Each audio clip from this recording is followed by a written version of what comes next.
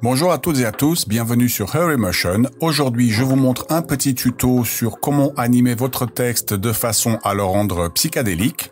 C'est très facile et très rapide à faire, donc n'hésitez pas à bien suivre les étapes. Comme toujours, avant de commencer, si vous aimez ce genre de contenu, vous savez quoi faire. Allez, on perd pas de temps, on se retrouve tout de suite sur After Effects et on commence.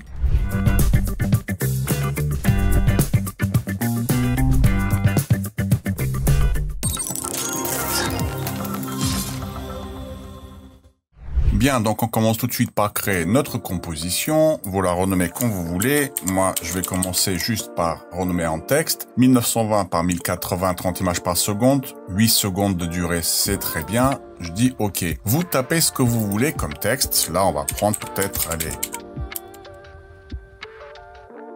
Motion Design. On va aligner ça comme ceci. On va également jouer un tout petit peu comme ça sur sa taille, comme ceci. Je vais également un tout petit peu l'agrandir comme ça. Après, vous faites ce que vous voulez. Moi, j'ai pris un Montserrat en caractère. Vous prenez ce que vous voulez. Mais le mieux, c'est quand même d'avoir une typographie assez droite comme ça.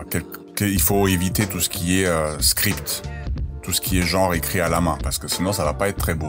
Bref, une fois que vous avez fait ça, vous avez plusieurs façons de faire. Vous pouvez très bien, déjà là je recentre mon point d'ancrage ici, vous pouvez le laisser tel quel, ou alors vous amuser à créer des petites animations, mais ce qui est très important, c'est que avant de procéder à la suite, il faut toujours créer votre première animation dès le début, parce qu'après on fera que du copier-coller. Donc ici, ce qu'on va faire, on va par exemple peut-être juste jouer d'abord sur une petite rotation ainsi que sur une échelle, mais je vais également lui rajouter peut-être ici, je vais animer une approche comme ceci. L'approche, la valeur, je vais peut-être la mettre, allez, comme ça, quelque chose d'assez large. Allez, on va se mettre, allez, 23, allez, 25.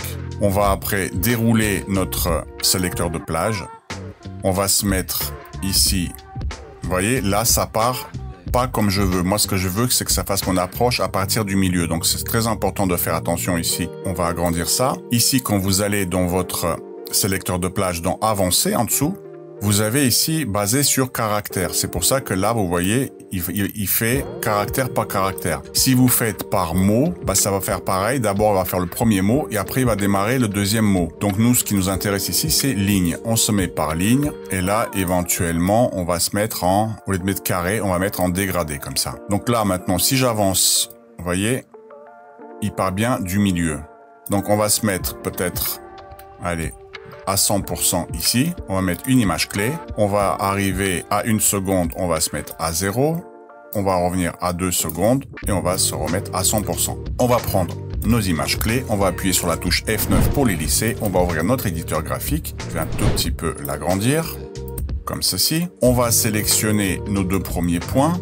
On va mettre notre barre à peu près comme ça au milieu et on va essayer de créer une courbe à peu près comme ça. Vous voyez là, on est à influence 75 et quelques, 82. On va se mettre là dans les 75 à peu près. Pareil pour le côté gauche pour faire à peu près quelque chose comme ça. Vous voyez là, on est même à 79. Pareil pour ici. On va se mettre au milieu. On va prendre notre barre ici. On va se mettre à peu près là dans les 80 et ici pareil pour avoir à peu près cette forme là. On va refermer. Là, vous voyez, hop et hop. Maintenant, ce qu'on va faire, on va sélectionner le tout. Ici, sur fin, on va faire Alt gauche clic et on va cliquer pour ouvrir l'éditeur d'expression et on va taper juste Loop Out. On peut juste cliquer comme ça dans la barre ou alors vous rajoutez des petits guillemets et là, vous faites cycle et vous relâchez. Là, il va tourner en rond, vous voyez. Bon, pour l'instant, c'est pas très joli. On va maintenant également lui ajouter ici, il est où? Ajouter une propriété. On va faire dans sélecteur un petit tremblement. Le tremblement ici, on va, alors il y a beaucoup de choses qui se déroulent. Il faut juste faire attention de pas trop s'embrouiller. On va faire ça, comme ça, comme ça. Ça, c'était notre premier sélecteur de plage.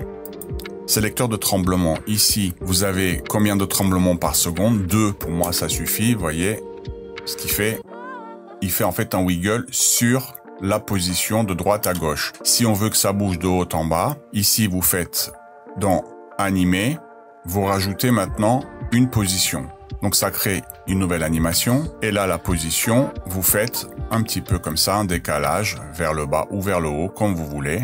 Et donc là, vous voyez, ça fait un petit peu un truc dans ce sens-là. Ok, donc là, on a, admettons, fait quelque chose comme ça. Bon, si on peut psychédélique, hein, vous n'êtes vraiment pas obligé de faire ça. Là, je vais mettre un tremblement par seconde. Peut-être baisser un petit peu les valeurs. Bon, enfin, c'est juste pour vous faire voir, pour faire un truc assez psychédélique. Bref, une fois que vous avez fait ça, donc ça, c'était notre animation dans notre texte. Maintenant, on va jouer sur l'animation de l'échelle. On va démarrer peut-être ici à 50%. À 1 seconde, on va revenir à 100%. On va faire ici, on va mettre une image clé là. Ici, on va se mettre à 50%. Et pareil, à la première image clé, on va se mettre à 50%. Comme tout à l'heure, vous sélectionnez les 3 images, vous faites F9, vous déroulez votre éditeur graphique. Comme tout à l'heure, on va se positionner au milieu.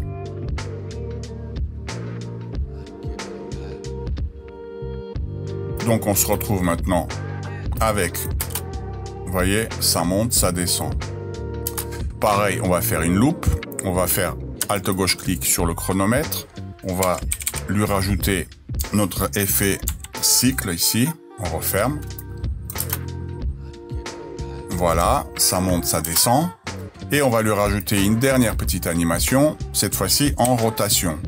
Ici, on va faire quelque chose comme peut-être moins 25. On met une image clé. À 1 seconde, vous allez faire 25. Et arrivé à 2 secondes, on va se remettre à moins 25. Et exactement le même processus.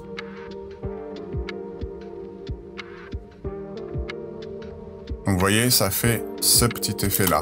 Donc maintenant, pareil, on va Alt gauche clic, on va lui remettre notre loop out.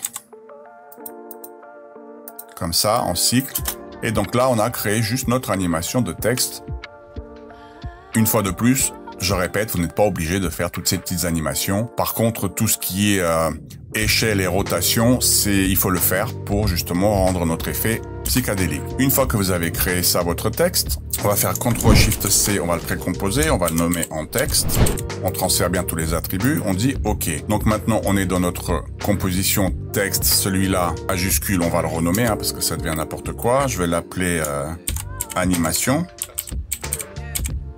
Voilà, comme ça, on a notre composition de texte dans notre composition animation. Et ici, ce qu'on va faire, on va justement maintenant le dupliquer plusieurs fois. Donc, on va faire CTRL-D. Le premier en S, là, il est à 100.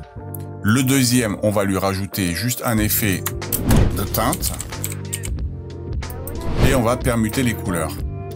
Et là, si vous faites S, et là, on va peut-être jouer de 50 en 50. On va faire les 150. Après, vous jouez, vous voyez, en inversant les couleurs, bah, on a créé des bords. Après, vous jouez, vous, avec la taille qui vous intéresse, le nombre de calques qui vous intéresse. Ça, c'est vous qui voyez. Donc là, on a dit 150. Moi, je vous dis juste la technique ici. Ici, on va passer à 200.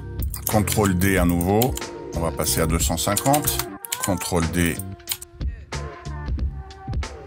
Bon, je vais m'arrêter là jusqu'à 500. Vous pouvez aller tant de calques que vous voulez. Le but, c'est quand même de couvrir ici. Après, vous voyez, moi, c'est pas très haut. J'aurais peut-être pu prendre une taille un peu plus grande pour bien couvrir ma surface. Mais bon, la technique reste la même. Après, c'est à vous de voir la taille de votre typographie ou quand vous allez jouer sur l'échelle.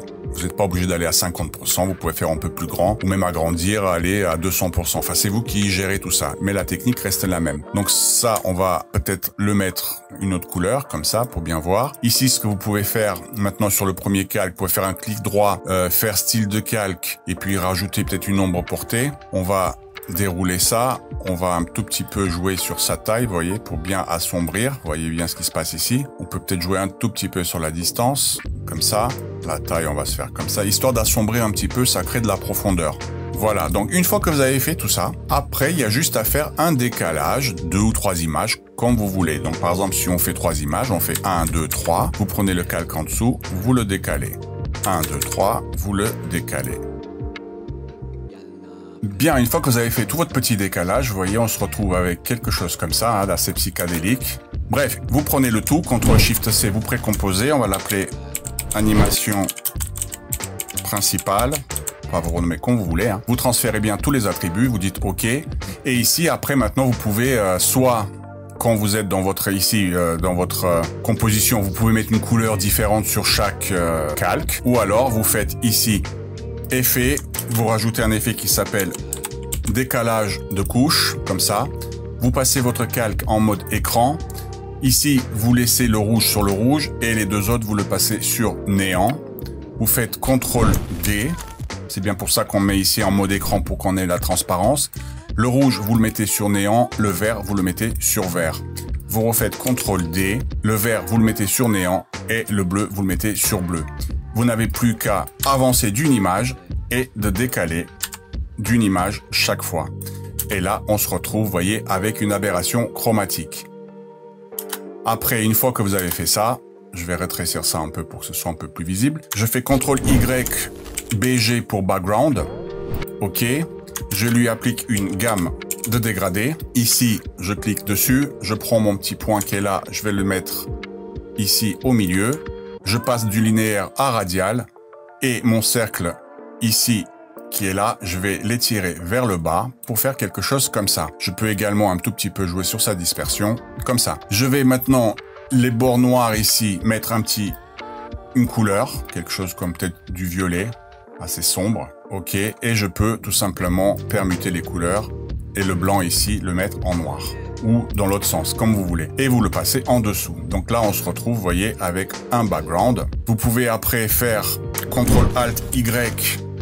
On va le renommer genre CC pour correction colorimétrique et vous pouvez jouer un petit peu sur la courbe, histoire de jouer sur les contrastes et la luminosité. Et après, vous pouvez également CTRL-ALT-Y rajouter un dernier calque d'effet et ici, par exemple, jouer sur le bruit. Et on va peut-être mettre allez, 12% pour faire quelque chose d'assez hard, pour faire des petits grains. Un autre truc qui est sympa aussi, ce que vous pouvez faire, on se remet sur celui-là, on refait un petit CTRL-ALT-Y juste au-dessus, on va le renommer en flou, et là, vous pouvez lui ajouter tout simplement un flou d'appareil photo, qui est là, tout simplement, vous voyez. On peut augmenter son flou, par exemple, aller à 10, vraiment pour le rendre flou ici sur les bords, peut-être on peut abuser. 8. Vous faites un double-clic sur l'ellipse pour faire le masque. Vous cliquez encore double-clic sur un des points. CTRL-SHIFT et ALT maintenu en même temps. Vous pouvez abaisser un petit peu pour créer le focus. Vous voyez ici c'est net, là c'est flouté. Vous faites inverser. Vous appuyez sur la touche F et vous augmentez son contour progressif dans les 300-400%. Là, si j'enlève, vous voyez, on se retrouve avec les bords floutés et l'intérieur qui est net. Et donc là, on va se mettre peut-être ici pour éviter le décalage. On va appuyer sur la touche B pour bien sélectionner notre début. Et on appuie. Donc voilà pour votre effet final. Alors évidemment, vous pouvez également, si vous voulez, rajouter un flou de mouvement. Vous appuyez donc ici en bas ou à la touche F4 et puis vous mettez un flou de mouvement sur vos trois calques ici. Également ici, sur votre composition, vous rajoutez les flous de mouvement. Donc vous voyez, en fait, ça va un tout petit peu fluidifier, mais légèrement. Donc voilà, cette fois-ci, c'est terminé. À vous maintenant de vous amuser, de mettre plus ou moins de calque. Vous voyez la distance avec l'échelle. Amusez-vous. Voilà les amis, c'est fini pour ce petit tuto. Merci de l'avoir suivi. J'espère que cette petite technique vous a permis d'apprendre quelque chose de nouveau. Maintenant, c'est à vous, faites des essais, créez vos propres variations, mais surtout, avant tout, amusez-vous. En attendant, pour ma part, je vous dis à très bientôt pour une nouvelle vidéo.